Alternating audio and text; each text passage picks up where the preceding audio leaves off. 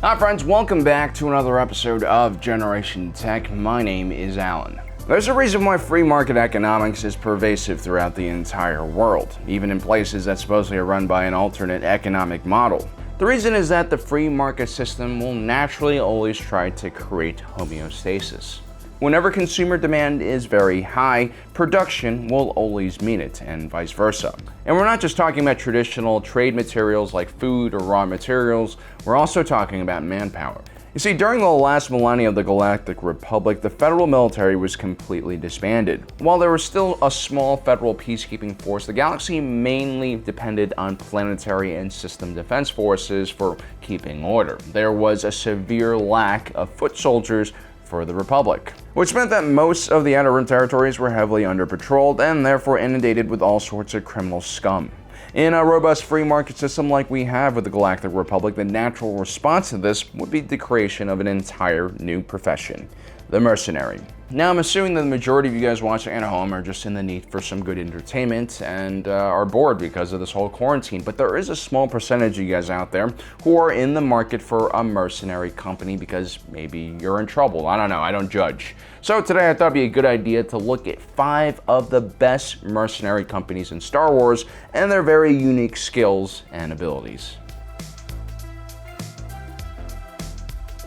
Little is really known about the Amaxine warriors except for the fact that they descend from a long line of warriors who basically evolved around the art of warfare. Instead of using currency, for instance, the Amaxine warriors like to exchange weapons for goods and services. Following the fall of the Empire, several Imperial remnant officers and soldiers actually joined up with this paramilitary organization. During the period that led up to the First Order and Resistance War, the Amaxine warriors would actually be employed by First Order operatives. Crescendian of the Centrist Party with the New Republic Senate was a mole for the First Order and secretly bankrolled the Amaxine warriors. The mercenaries would work alongside criminal organizations to funnel stolen money directly to fund the First Order's military activities. At their height, the Amaxine warriors numbered in the thousands and were operating 5 to 6 bases. They were easily as powerful as the Resistance, if not more. But Princess Leia manages to end their operation by sabotaging their main underwater base on Sebensko, taking out most of their manpower and war equipment during the attack.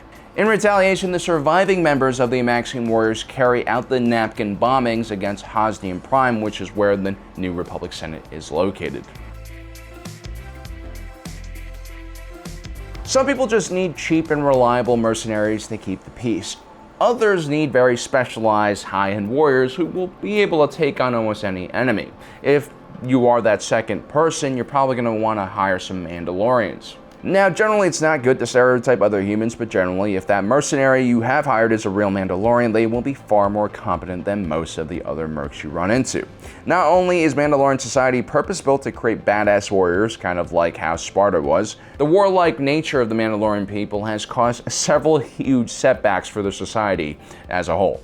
And so their planet remains an irradiated wasteland, and for most of their timeline, their people remain leaderless and roaming the galaxy. Their best individuals end up leading large warrior bands or mercenary companies.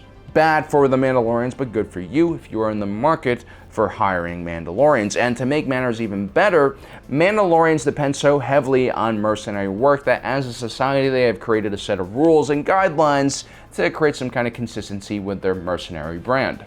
Well, at least certain factions, like the True Mandalorians and Super Commandos have. I'd avoid any Death Watch mercs unless you just want to create chaos and murder babies. So what does one get when they hire a mercenary team from the Mandalorians? Well, a group of soldiers that were most likely trained in warfare from childhood. They're also most likely wearing Beskar armor, which is blaster and even lightsaber resistant. Beskar, or Mandalorian iron, is basically the toughest material in the galaxy, and every Mandalorian warrior will be covered head to toe in this stuff. You're better off trying to cut a hole through a blast door with a lightsaber than you are trying to cut a hole through a Mandalorian's armor. Mandalorian mercs also love guns and firepower. They generally will carry weapons of the highest quality that are also maintained with love and care. Also expect some exotics like stolen lightsabers or even railguns. On top of that, certain factions of Mandalorians like to enter combat with jetpacks, increasing their mobility and speed greatly. Mandalorians enjoyed the high ground, and if the enemy is vertically challenged, the Mandos will make quick work of them. Mando merc companies generally operate from gunships or other militarized vessels, and just because they love fighting on the ground doesn't mean that they're going to skimp when it comes to warships. Just like everything else in their arsenal, you should expect the same level of quality and firepower on their space vessels as well. When Princess Leia slayed the great Jabba the Hutt, not only did she free herself, she also freed everyone in the service of the Hutt crime lord. This included many NIKTO enforcers that were being employed by Jabba the Hutt. The NIKTO were one of those species that were unfortunate enough to develop in Hutt space and therefore fell under the umbrella of their vast criminal network's influence. And for centuries, the NIKTO suffered in a life of servitude and slavery. It also turned these aliens into cunning, ruthless, and resourceful warriors. It was said that the NIKTO lacked free will and made very obedient and somewhat humorless enforcers, but with the death of Jabba, the NIKTO were able to grab power and inherit the kingdom the Hutt had established, along with their criminal network and enterprises. One group of NIKTO mercenaries would even help the First Order launder a massive amount of money to create dissent and chaos in the New Republic. While not as skilled and perhaps well-equipped as some of the other mercenary companies on this list, the NIKTO were relatively affordable and reliable. You don't always need the A-team for every job. And don't let the dull expression on their face confuse you, that's just the side effect of a thin layer of transparent pellicle that protects their eyes in desert environments. You see, the NIKTO were not only a very durable species, they were also very durable when it came to their loyalty to your cause, as long as you paid them well. This is probably why someone hired NIKTO mercenaries to protect the baby Yoda. Holy be thy name. Like the Mandalorians, the Ikani were also a warrior species and probably the only ones on this list that could give them a run for their money. I guess there is an advantage in teaching a profession to someone at a very young age. Now, the Ikani look like humans, but they were actually a near-human race who were most likely created by the Arcanians through some kind of genetic manipulation. The Ikani tend to have light skin, white hair, and silver eyes. As a species, they also have very little diversity when it comes to facial features and body type. Combat was an extremely important part of their culture and used as a form of social communication. It was said that an Ikani will not trust an individual until they have had a sparring session with them.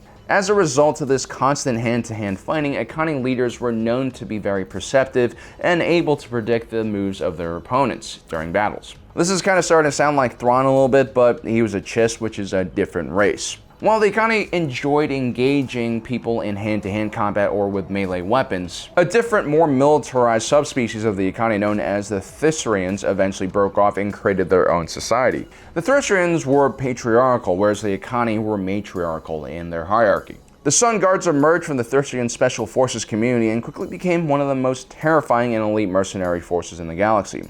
Like the Ikani, the Sun Guard enjoyed using melee weapons and combined that with heavy armor to allow them to survive ranged attacks. Alarmed by the massive growth of the Mandalorian war parties, the Sun Guard eventually adopted more modern weapons like blaster rifles in order to counter the Mandalorian jetpacks and mobility. The Sun Guard viewed devices like jetpacks as kind of cheating, and that's because whereas the Mandalorians were more practical and rational when it came to combat, the Sun Guard, however, were more dogmatic and traditional, and eventually they started heavily focusing on religion and started worshipping the Sith. Their intentions were actually good when they joined the Sith cult. They realized that warfare only led to poverty, and that only true peace and stability could be created by a powerful, unifying figure like Palpatine. Eventually, the Sun Guard were transformed into the Sith's personal bodyguard, and they would serve Darth Plagueis, and after his death, Darth Sidious. Now, Star Wars is a franchise that is famous for bounty hunters, and while that's a different job from being a mercenary, sometimes those two fields overlap. The Zambrak Sugi was quite the special individual. She was a very rare bounty hunter that had a conscience and selectively chose only jobs that were just and moral. In a profession as dangerous as bounty hunting, to be able to have that luxury of choice means that you're probably a very, very skilled individual. Not only was Sugi extremely skilled, she was also able to attract other like-minded bounty hunters and form a team of mercenaries that were out to protect the weak. You had Embo, a Kuzo warrior who wore a huge blaster-proof helmet that served as a shield, weapon, and also snowboard. He actually made it pretty high on our top 10 bounty hunter list because he was able to hold his own against Anakin Skywalker and also Maul. Not bad for a non-Force sensitive. Then there was Remy Paramit, a female Frank who specialized as a marksman. She preferred using the IQ-A11 blast rifle. Rounding out the team was Seripas, a very tiny Sori male bounty hunter who wore a large exoskeleton fighting suit. During one mission, Sugi's team even joined up with a pair of Jedi to defend the small Felucian Nicelian farm from the infamous weak-weight pirate Hondo Hinaka. Now, if your mission requires a little more sensitivity and maybe less civilian casualties, consider using Sugi's mercenary company. Also check out Jazz and Mari, who is Sugi's daughter. They come from a long line of bounty hunters with a golden heart, a very rare thing in the Star Wars galaxy. So there you have it, guys. Those are 5 mercenary companies that can really help you get out of a tricky situation should you get stuck in one. Well, guys, I hope you enjoyed today's episode. Don't forget to subscribe and hit that notification button so you don't miss out on the rest of our awesome content. As usual, thanks for joining us today. If you're watching this, you are Generation Tech.